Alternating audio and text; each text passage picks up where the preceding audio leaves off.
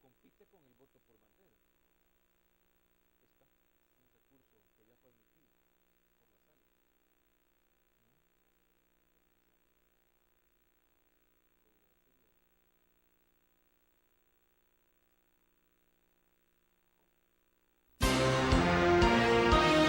CRIF presenta la entrevista en línea con William Meléndez.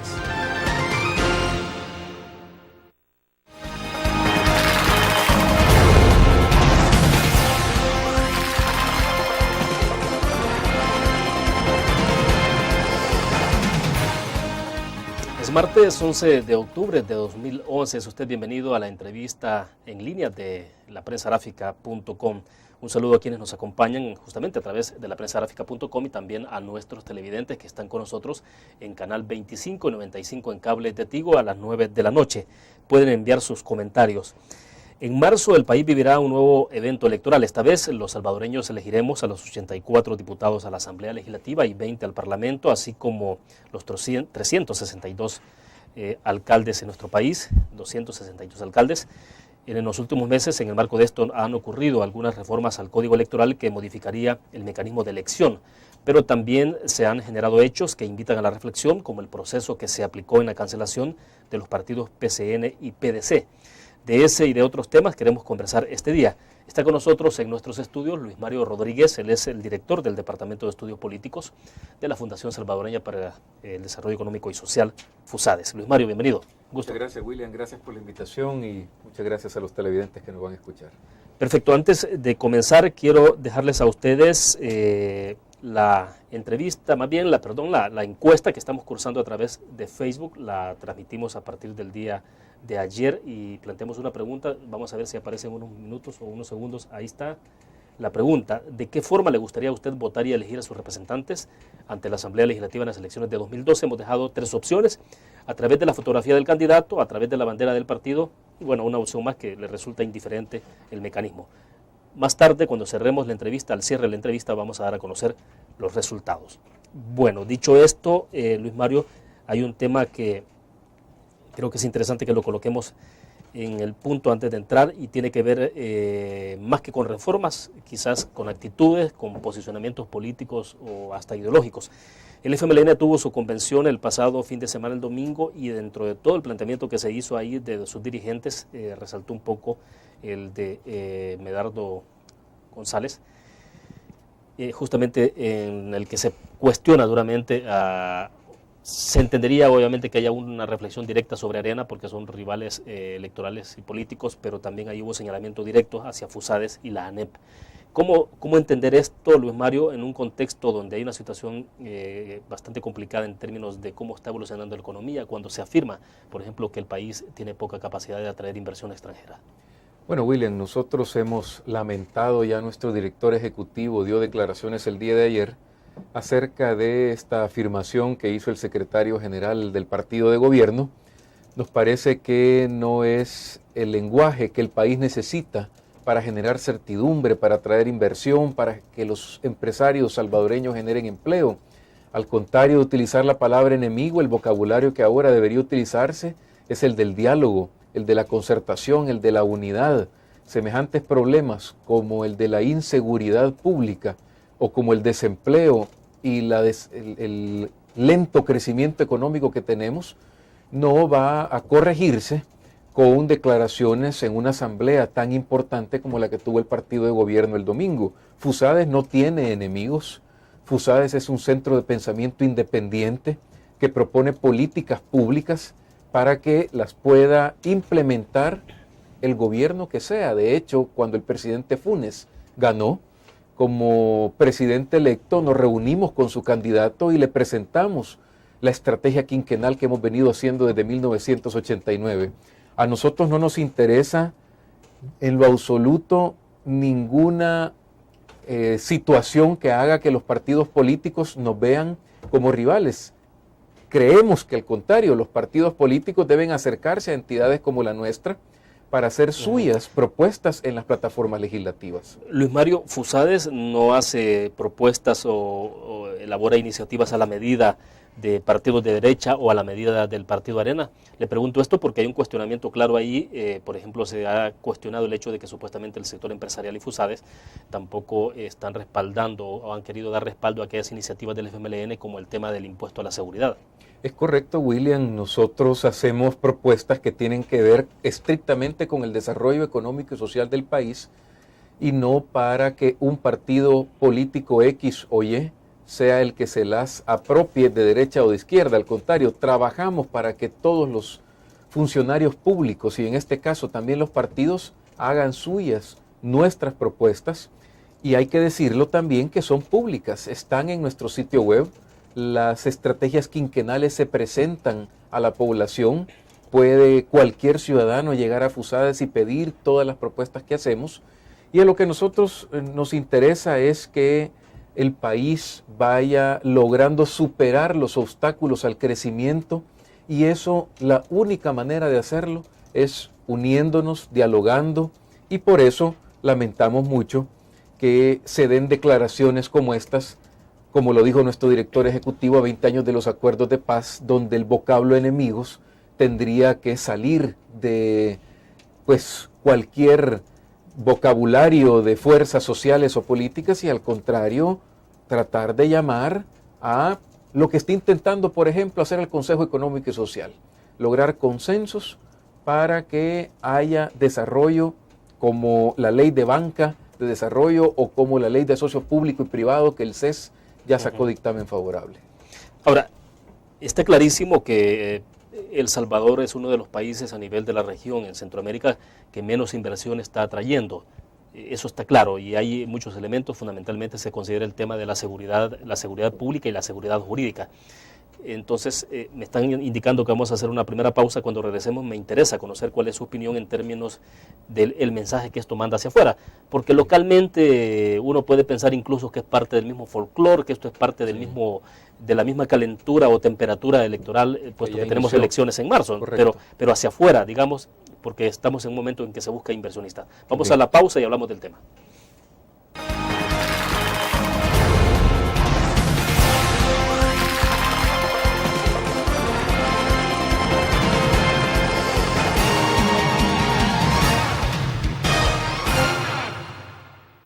¿Qué te parece si este año descubres nuevos destinos? Alcanzas tus metas. Manejas nuevos triunfos sin más preocupaciones. Cuenta con nosotros para lograr todas tus aspiraciones. Los créditos del Agrícola te acompañan para que puedas crecer hasta donde te lo has propuesto. Solicítalos al 2210-9800 en bancoagricola.com o en agencias. Banco Agrícola. Tu periódico es dinero, porque ahora puedes pagar con la prensa gráfica. Busca y recorta en tu periódico el dinero, que podrás canjear en los establecimientos de nuestros aliados. Encontrarás uno cada día. Compra con la prensa gráfica y encuentra una buena noticia para tu bolsillo. Con la prensa gráfica lo compras. Con la prensa gráfica lo pagas. La prensa gráfica. Noticias de verdad.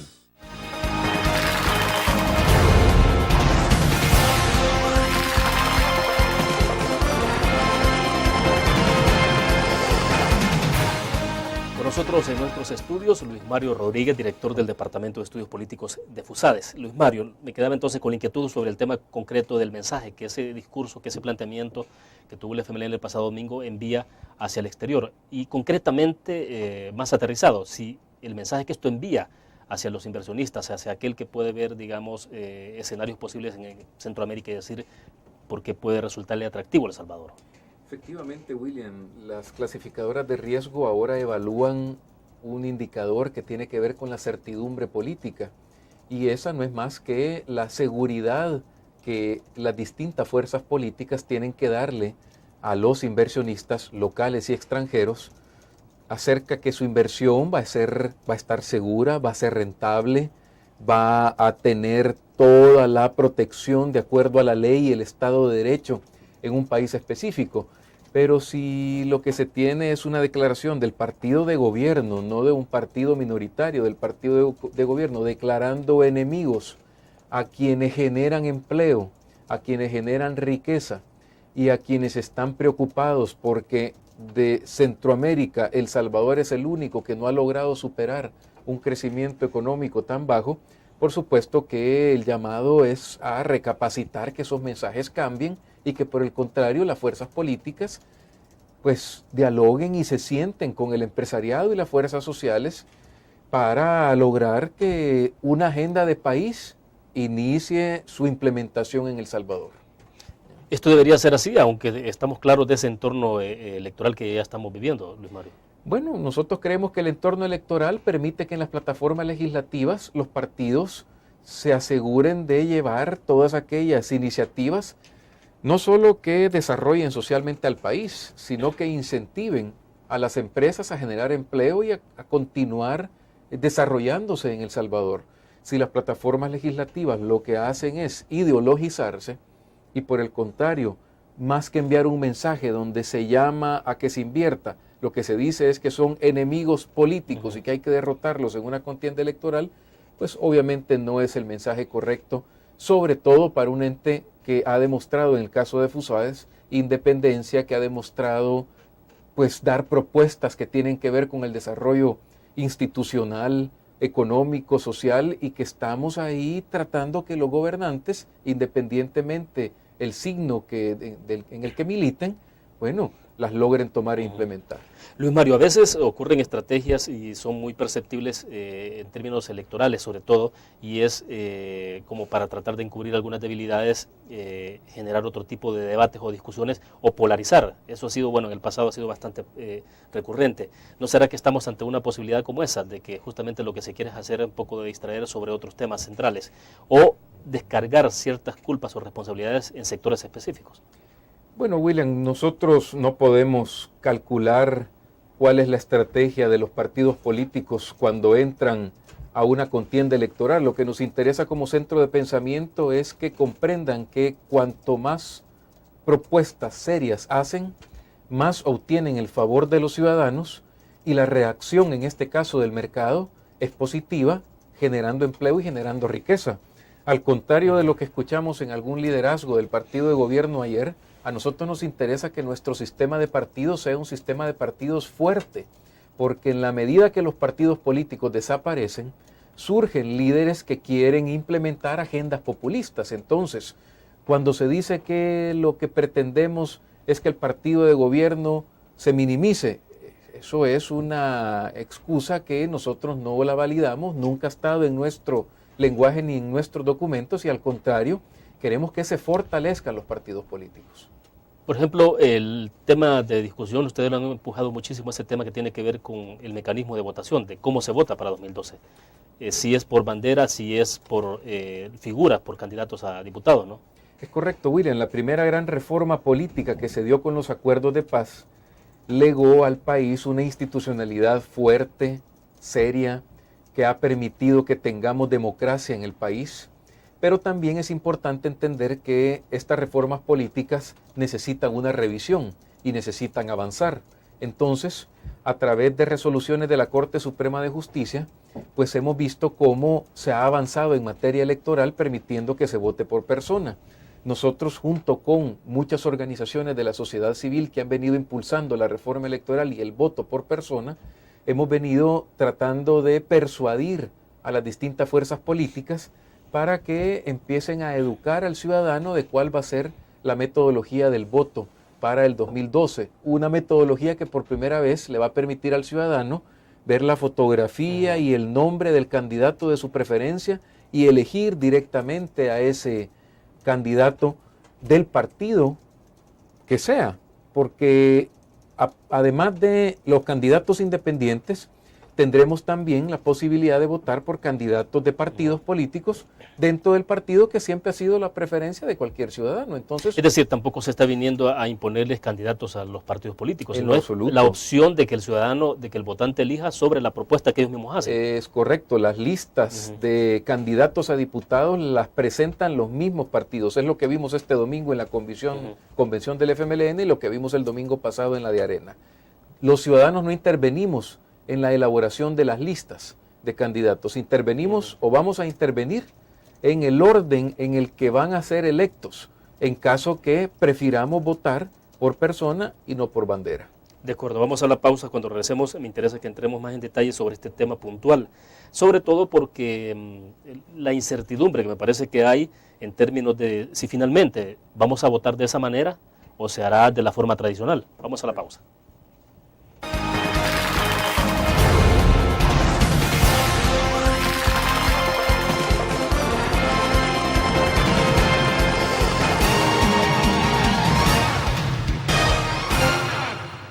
¿Qué te parece si este año estrenas ilusiones? Descubres nuevos destinos. Construyes tu futuro sin más preocupaciones. Cuenta con nosotros para lograr todas tus aspiraciones. Los créditos del Agrícola te acompañan para que puedas crecer hasta donde te lo has propuesto. Solicítalos al 2210-9800 en bancoagricola.com o en agencias. Banco Agrícola.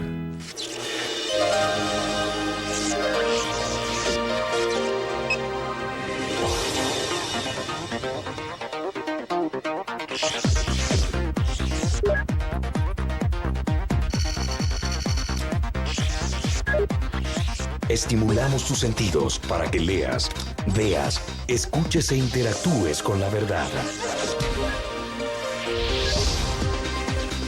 LPG Multimedia.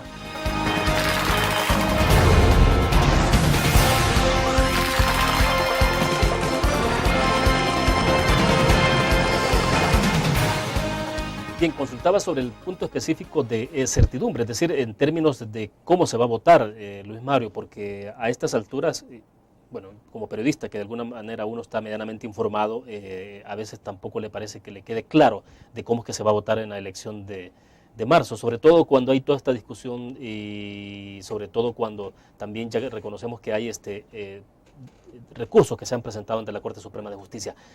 ¿En qué estado estamos en este momento? Porque los partidos se están preparando y parece que se están preparando con el mecanismo tradicional.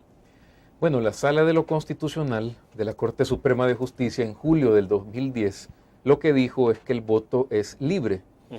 Y eso se traduce en que el ciudadano puede elegir libremente el candidato de su preferencia dentro del partido también de su preferencia.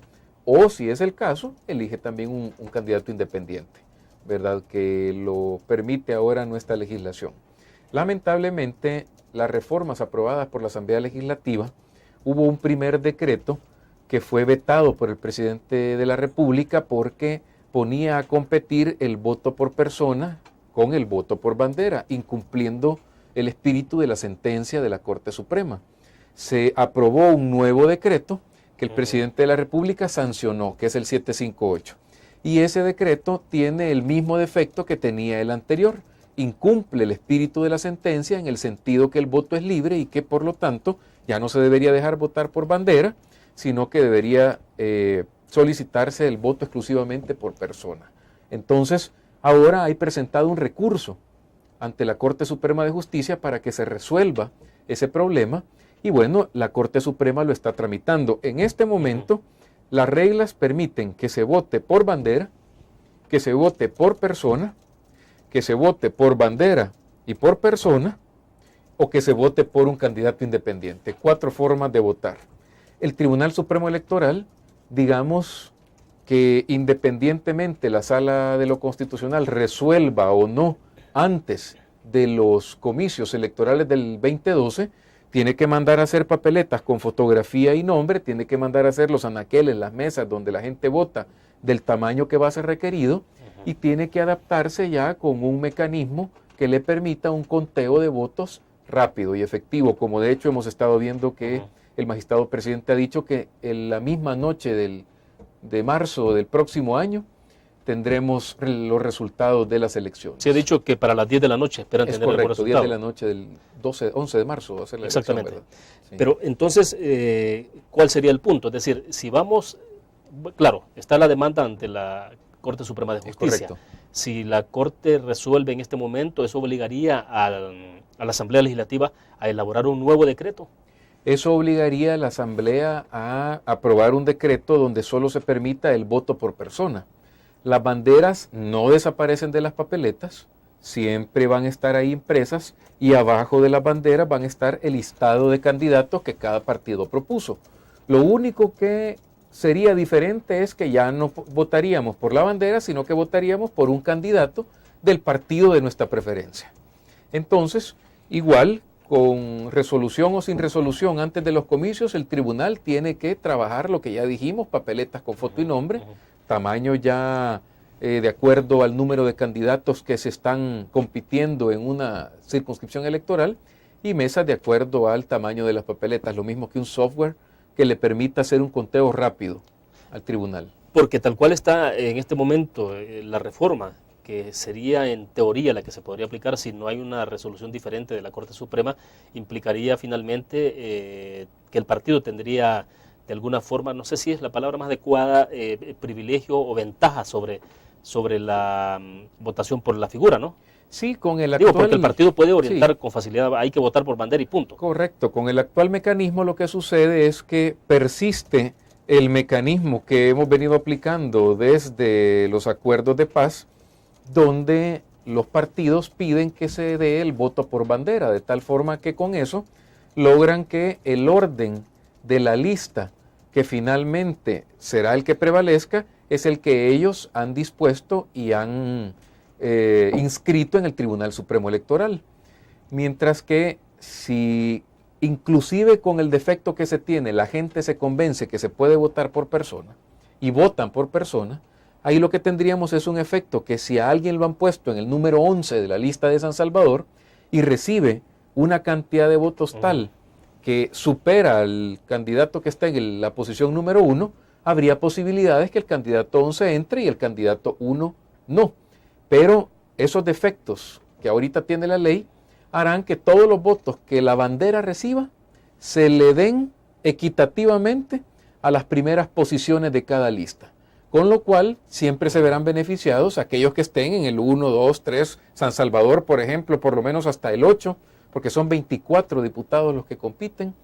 Entonces, por lo menos hasta el 8 o 9 seguro que entran. Quien está en la primera posición tiene más chance de entrar. Y entonces ¿verdad? estamos hablando que quedaría o resultaría electo el candidato propuesto por el partido. Es decir, correcto. Mire, lo ideal sería que la Corte resuelva antes de las elecciones de 2012. Porque entonces tenemos certidumbre jurídica y tenemos un mecanismo que responde al espíritu de la sentencia de la Corte Suprema de Justicia que mandó el voto libre, lo que significa el voto por persona. de acuerdo. Hacemos otra pausa, volvemos con más.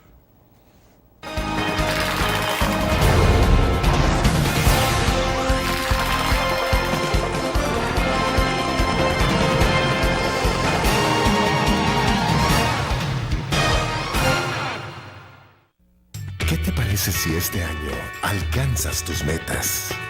Construyes tu futuro. Enfrentas nuevos retos sin más preocupaciones. Cuenta con nosotros para lograr todas tus aspiraciones. Los créditos del Agrícola te acompañan para que puedas crecer hasta donde te lo has propuesto. Solicítalos al 2210-9800 en bancoagricola.com o en agencias. Banco Agrícola.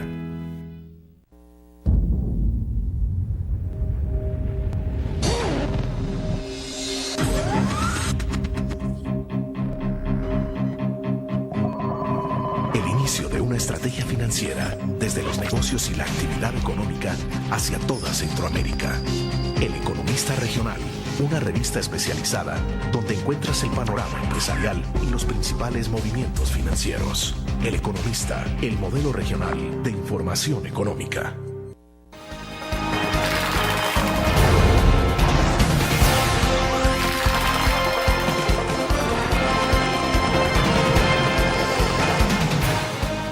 Otro tema que generó controversia, Luis Mario, es el relativo al mecanismo que se utilizó en el Tribunal Supremo Electoral, el que utilizaron 3 magistrados del Tribunal Supremo Electoral para decidir sobre la cancelación del PCN y el PDC. ¿Cuál es, digamos, de alguna manera la preocupación? Porque ustedes emitieron un comunicado en su momento.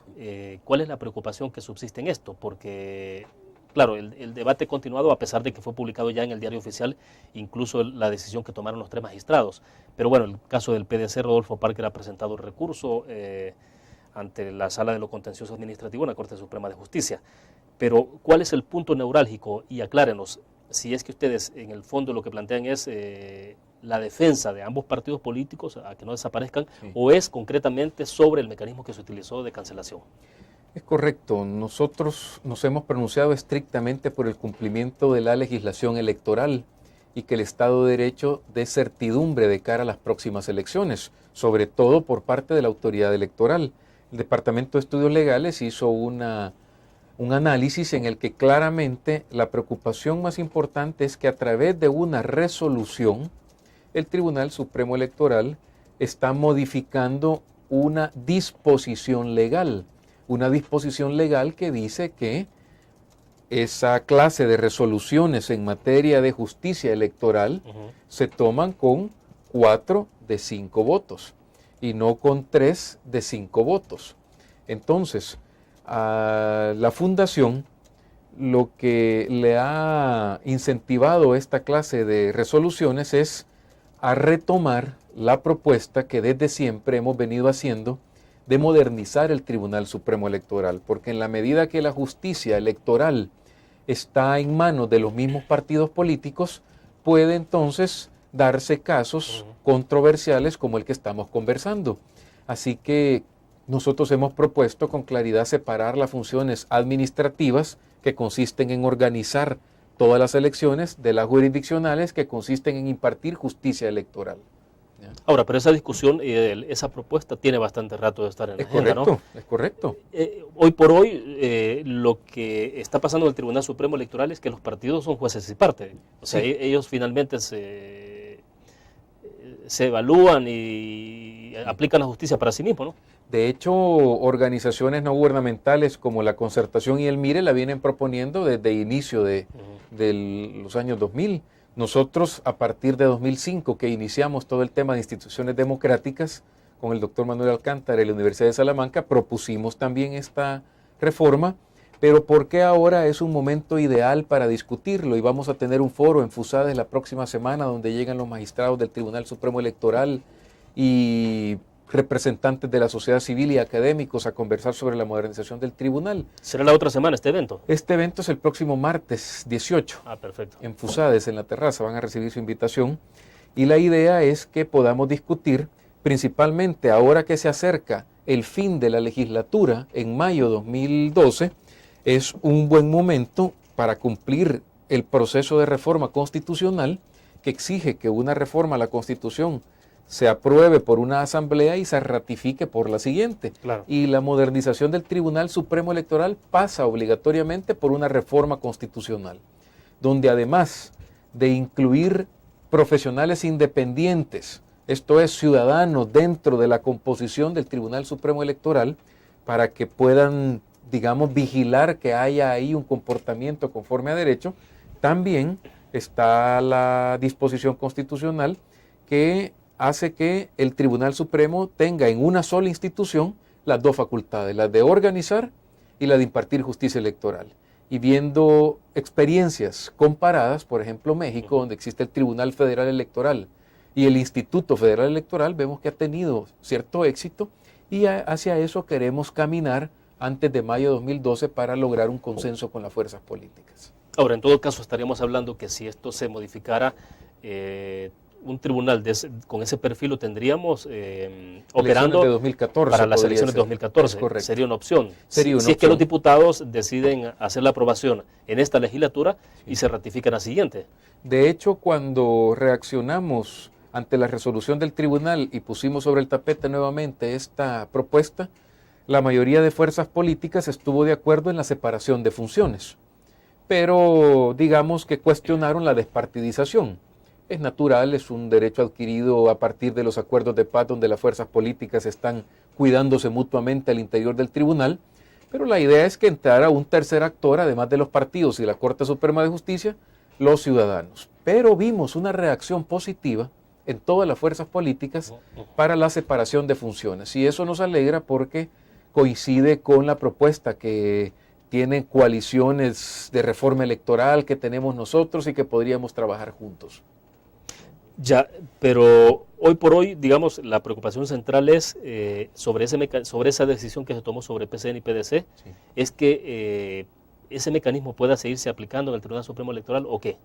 Claro, la idea es que las resoluciones se tomen con el número de votos que el Código Electoral establece y que para evitar que esto en el futuro se vuelva a dar, es importante empezar a discutir esta modernización del tribunal. Nosotros queremos trascender de esa discusión que por supuesto nos generó preocupación porque, insisto, a través de una resolución se está modificando una disposición, la disposición que manda que se vote temas de justicia electoral con 4 de 5 votos, sino con 3 de 5 votos. Y no hay tales en esto de que se esté argumentando de que, bueno, que se ha recurrido incluso, si no mal recuerdo el dato, parece que escuché que se había recurrido a la ley mercantil y a una cantidad de leyes para Sí. ver el conjunto y luego tomar una decisión sobre esto. Sí, Pero correcto. cuando el Código Electoral establece el mecanismo, ese es el que priva. Es el que priva y vaya, ahí hay una discusión legal en la que yo no quisiera entrar porque se aplicó supletoriamente el Código Civil y de procedimientos civiles y mercantiles. Nosotros lo que vemos claramente es que se tomó una resolución con el número de votos que no era el que establece el Código Electoral y que quisiéramos trascender a modernizar y separar esas funciones para evitar esta clase de discusiones que generan incertidumbre, porque igual los magistrados, el magistrado presidente y los magistrados que votaron por esta resolución, digamos que defienden legalmente su posición. Y el magistrado Araujo y el magistrado Argüello, que razonaron en contra, defienden la propia. Entonces, digamos que ahí lo importante debería ser en el futuro que los partidos que integran el tribunal no sean los mismos que impartan justicia. De acuerdo, vamos a otra pausa comercial y volvemos con más.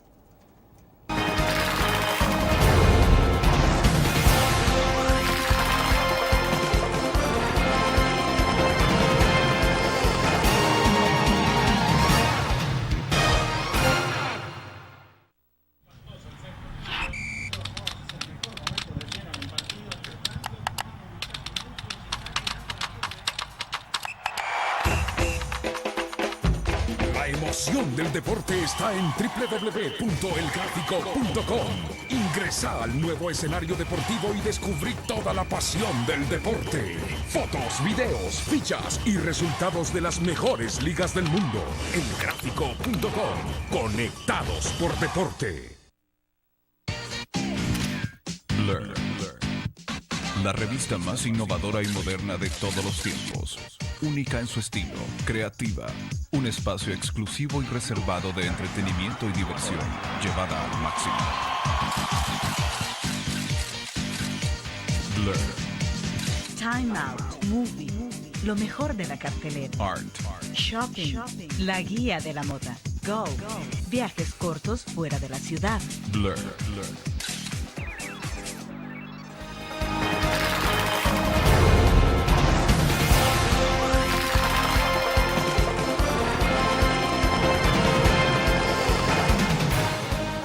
El día de ayer estuvo con nosotros en nuestros estudios Óscar Godoy, un reconocido politólogo de nuestro país, Luis Mario, y él decía de que observaba una especie de coqueteo con ciertas acciones que podrían derivar en fraude en este país. Y en ese contexto ubicaba justamente este procedimiento de cancelación del PCN y el PDC sobre la forma y el mecanismo que se tomó para decidir sobre el futuro de ambos partidos. No en la defensa en sí misma de que se debieron desaparecer, sino de cómo se resolvió ese tema. Sí. Entonces él decía que estaba observando una especie de coqueteo con acciones fraudulentas. ¿Se percibe eso un poco o es un lenguaje más propio de los partidos políticos? Nosotros no creemos que cabe ya en el lenguaje el tema de fraude electoral. A partir de los acuerdos de paz, la modernización de la autoridad electoral y de la legislación electoral fue importante. Tan es así que nunca hubo reclamos de las distintas fuerzas políticas en los eventos electorales, tanto municipales, legislativos como presidenciales, ni mucho menos en la alternancia que se preveía que podía haber ahí alguna Exacto. situación complicada. Ahora, lo que sí creemos es que las instituciones, como lo dijimos al inicio, maduran y en consecuencia hay que revisarlas y modernizarlas. En aquel momento se creyó que el Tribunal Supremo Electoral debería tener en una sola institución las facultades de organizar el evento electoral y las facultades de impartir justicia, además de que estuvieran presentes los partidos políticos y la Corte Suprema. Ahora hay que revisar si esa modernización implica la separación y además la inclusión de un tercer actor que somos los ciudadanos. Luis Mario, pero la institucionalidad que tiene este país, que cuando es muy fuerte obviamente ayuda muchísimo, porque entonces cualquier acción que pueda llevar a alguien que intente establecer un mecanismo de fraudulencia en una elección choca, porque la institucionalidad es muy fuerte. Y cuando son débiles, evidentemente que eso es mucho más fácil, pero en el país contamos con una institucionalidad bastante robusta. Digo, a pesar, por ejemplo, de que hay ese cuestionamiento al Tribunal Supremo Electoral donde los partidos son jueces y parte. Mire, no cabe duda que la institucionalidad tiene debilidades que hay que fortalecer a través de su modernización. Pero esas debilidades no llegan a asegurar o a comprobar que puede haber en materia electoral un fraude. El país ha evolucionado con partidos políticos fuertes, con ciudadanos cada vez más informados, con organizaciones sociales que utilizan las redes sociales para difundir cualquier actividad que esté contra derecho, que estamos seguros que esa Contraloría Social presiona a los partidos políticos para que cumplan la ley. Esta situación particular de la resolución se está discutiendo jurídicamente. Hay posiciones encontradas, van a ir a la Corte Suprema de Justicia para que haya una solución. Pero, claro, nosotros para evitar eso en el futuro cercano, ojalá a 2014, es que proponemos esta clase de situaciones. Pero está suficientemente preparada la autoridad electoral, además de garantizado el proceso por todos los organismos internacionales que tienen que venir como observadores al país. Y creemos que en eso el país ha progresado mucho. Ya hay dos situaciones que se pueden generar en la próxima elección, y es que el voto residencial, y el otro tema es el voto en el exterior. El del exterior, debo entender por todo lo que ya se ha planteado, que podría ser factible para 2014, no para la elección inmediata. Pero en el caso del voto residencial, ¿cómo está evolucionando eso? Mire, el voto residencial es un avance importante que tenemos en el país. Primero porque prácticamente en Latinoamérica no entienden cuando les explicamos que estamos implementando el voto residencial, porque ya acercaron las urnas a las casas de los ciudadanos. Solo somos nosotros los que todavía tenemos un sistema que aleja o mantiene alejadas las urnas de los votantes. Pero para esta elección del 2012 estamos hablando que aproximadamente el 70% del territorio nacional va a tener aplicación del voto residencial. Eso equivale a un 42% del padrón electoral, o lo que es lo mismo, representa más de 2 millones de votantes. Entonces aquí la gran pregunta y digamos el razonamiento más importante es que si vamos a tener un voto residencial o un verdadero acercamiento de las urnas a cantones, barrios y colonias. ¿Cuál es la diferencia en esto? Porque si todavía se dice que va a haber un voto residencial donde quien vive en un cantón va a tener que subirse al bus para ir a una escuela que está hasta el digamos, municipio o la cabecera departamental, entonces no habremos logrado el objetivo del voto residencial, que es acercar. Mire, en México... O sea, lo ideal sería que la persona, que el votante, a lo sumo tenga que caminar un par de cuadras, no subirse a un autobús. Ese es el verdadero acercamiento de las urnas a los ciudadanos. ¿Y eso es lo que se aplica en la mayoría de países? Eso es, sí, es correcto. En la mayoría de países lo que estamos viendo es que en las cocheras de las casas se abren los centros de votación, porque inclusive los ciudadanos participan dentro de las mesas electorales para dar credibilidad. Entonces aquí celebramos y felicitamos el avance al 70% del territorio nacional, pero falta observar qué tan cerca estuvieron las urnas de los votantes. De acuerdo, vamos a la otra pausa, volvemos con más.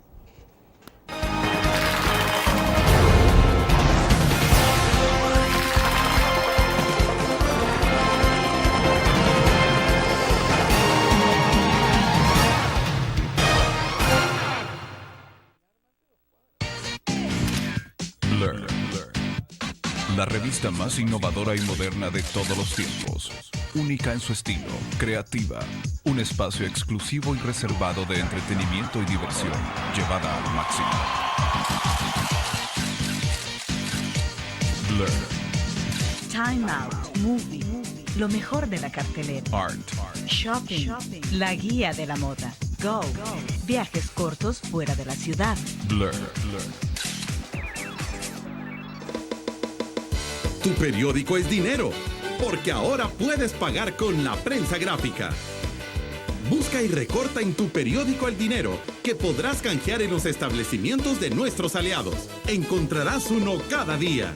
Compra con la prensa gráfica y encuentra una buena noticia para tu bolsillo. Con la prensa gráfica lo compras. Con la prensa gráfica lo pagas. La prensa gráfica. Noticias de verdad.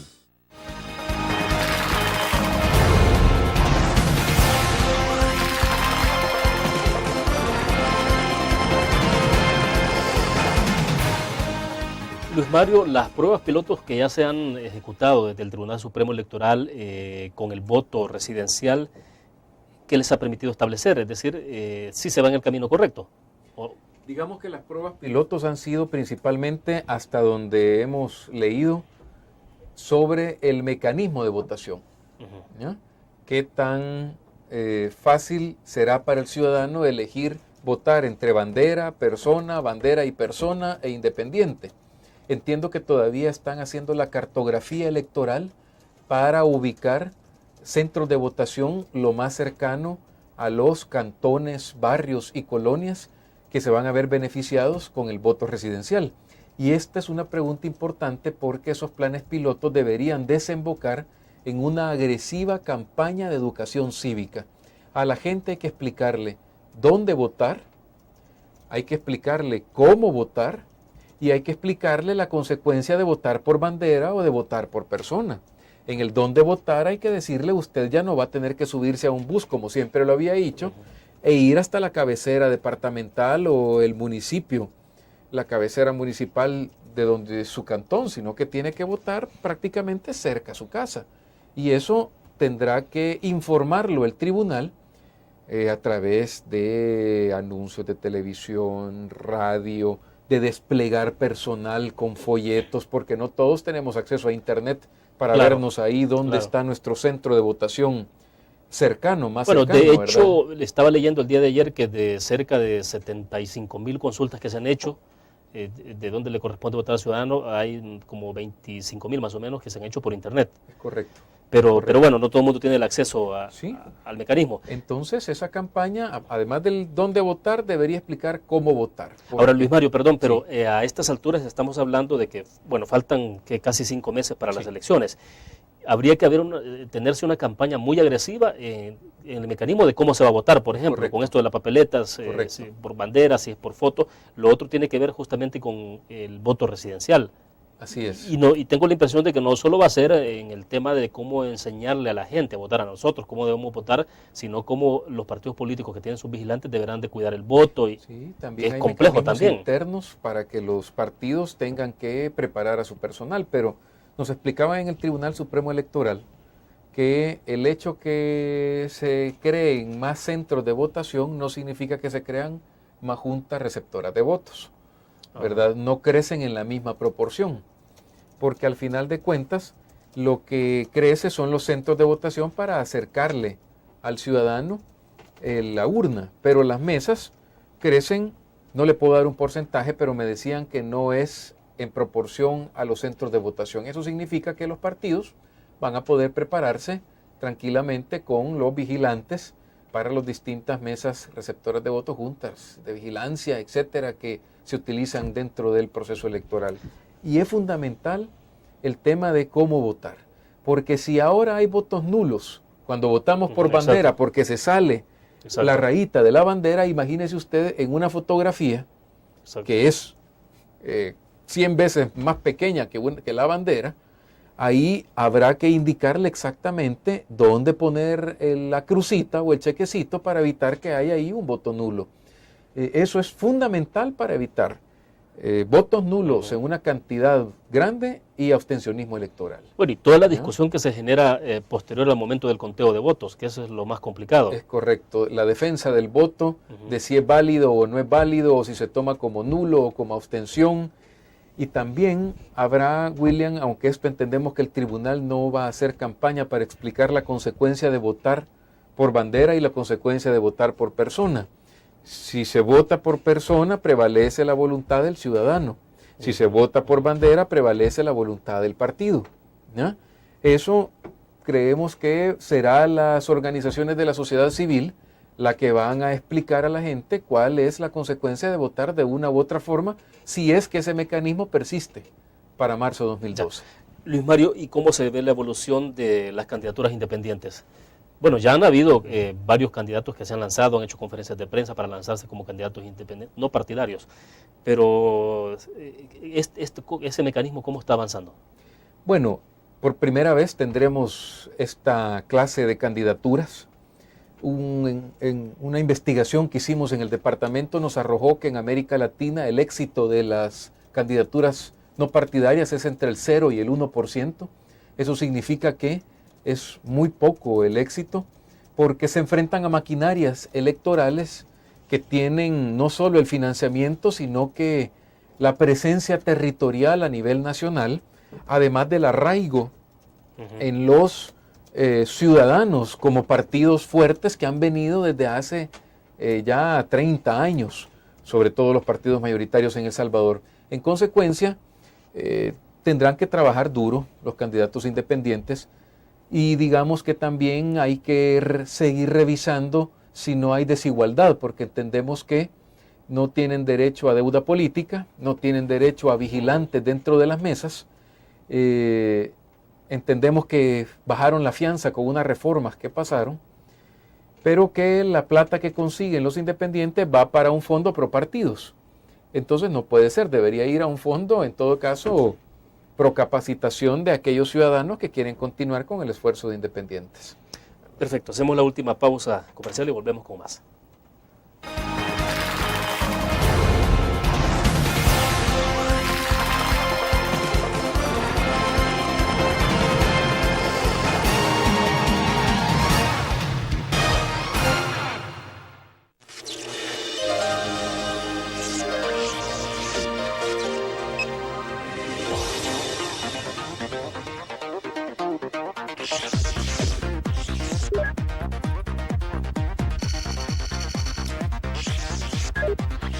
Estimulamos tus sentidos para que leas, veas, escuches e interactúes con la verdad. LPG Multimedia. Tu periódico es dinero, porque ahora puedes pagar con la prensa gráfica. Busca y recorta en tu periódico el dinero que podrás canjear en los establecimientos de nuestros aliados. Encontrarás uno cada día. Compra con la prensa gráfica y encuentra una buena noticia para tu bolsillo. Con la prensa gráfica lo compras. Con la prensa gráfica lo pagas. La prensa gráfica. Noticias de verdad.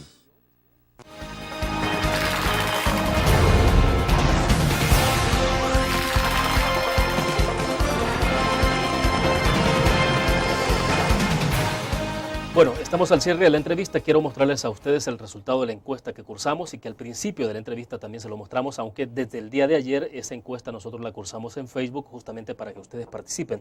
Veremos si aparece ya entonces en pantalla la pregunta puntual. ¿De qué forma le gustaría a usted votar y elegir a sus representantes ante la Asamblea Legislativa en las elecciones de 2012? Voy a tratar de aumentar un poco más para que ustedes puedan ver ahí el resultado. Está ahí.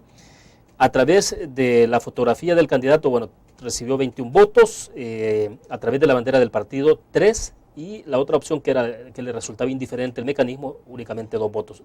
Vemos claramente que hay una, al menos en Facebook, una inclinación mayoritaria de las personas que ven como una mejor opción votar a través de la fotografía del candidato. Luis Mario, su opinión sobre esto. Mira, interesante, William, responde a esa conciencia que los ciudadanos estamos cada vez teniendo más clara acerca de exigirle a nuestros representantes un vínculo más estrecho con nosotros, porque en la medida que nosotros votamos por una cara y un nombre, en esa misma medida sabemos que él es un líder de Santa Ana, donde yo puedo exigirle que cumpla la promesa que incluyó en la plataforma legislativa. Bueno, lo que ocurre en Estados Unidos, en el caso de los senadores que se ven obligados a votar incluso en contra de su mismo partido, porque deben de responder a los ciudadanos del condado, del Ese estado. es el sistema ideal al que varios países deberíamos aspirar, porque ahí lo que tenemos son una división por distritos con candidaturas uninominales. ¿Qué significa esto? Un candidato por cada distrito, de tal forma que yo voto en ese distrito y sé que estoy eligiendo a José López. Y este representante que yo elegí, si de repente quiere votar en contra de algo que va a perjudicar mi distrito, pues lo bombardeamos con telegramas y ahí es cuando vemos esas votaciones de republicanos contra republicanos, sí, claro, o de demócratas contra demócratas, ¿verdad? Así que esa discusión tendrá que venir posteriormente a las elecciones de 2012 de manera tranquila, donde podamos dar un paso más acercando a los representantes con los representados. Luis Mario, y en el caso del voto en el exterior, ¿es una necesidad real? ¿Qué tan viable es? Más que real, porque es evidente que es real, pero ¿qué tan viable es esto? Pregunto a la luz de la experiencia que han tenido otros países de establecer el voto en el exterior, concretamente en Estados Unidos. Bueno, el señor presidente lo anunció en su discurso del 15 de septiembre. Fue un anuncio esperado por la comunidad internacional, más de 2 millones de salvadoreños en el exterior. Pero efectivamente ya en la práctica hay que analizar varios aspectos. Por ejemplo, si va a votar solo en las presidenciales, si va a votar también en las de alcaldes y diputados, ahí cómo vinculamos a quien esté en Virginia con un voto allá en Chalchuapa, claro, ¿verdad? Luego el tema de la emisión del DUI, que ha sido muy pobre en los Estados Unidos, porque sin ese documento no podrían votar. Pero partamos de que esas dificultades se superan. Correcto. Veamos el en términos del éxito, tal. Exacto. México, por ejemplo, lo conversábamos, William, tuvo prácticamente un fracaso en el programa de voto en el exterior, porque de millones que viven en el exterior de mexicanos, apenas votaban, según noticias periodísticas que trascendieron, aproximadamente entre 10,000 y 15,000 mexicanos en el exterior. Eso significa que no hubo mayor incentivo para que los extranjeros, pues los nacionales viviendo en el extranjero, ejercieran el voto. Entonces, las campañas para motivarlos, para que obtengan su documento, para hacerles ver que es importante también influir e impactar en las decisiones del que fue su país y donde quizás está viviendo su familia, claro, van a ser estrategias que tendrán que analizar a la hora de implementar el voto en el exterior, ¿verdad? En principio, es decir, es una buena iniciativa. Bueno, dentro de la reforma política, William, inclusive en FUSADES en el departamento la tenemos como uno de los aspectos que hay que impulsar, pero que quizás está en una prioridad menor que la ley de partidos políticos, que los consejos municipales plurales y que la modernización del Tribunal Supremo Electoral. Esas sí son más importantes antes que el voto en el exterior. Perfecto. Luis Mario, un gusto. Muchas gracias, Gracias William. por Muy la amable. participación. Gracias. Bien, terminamos de esta manera. Les invito a que mañana nos acompañe. Estará con nosotros el alcalde de Santa Tecla, Óscar Ortiz. Estaremos haciendo una reflexión sobre el entorno político y electoral y desde luego de su trabajo en el municipio de Santa Tecla. Nos vemos mañana.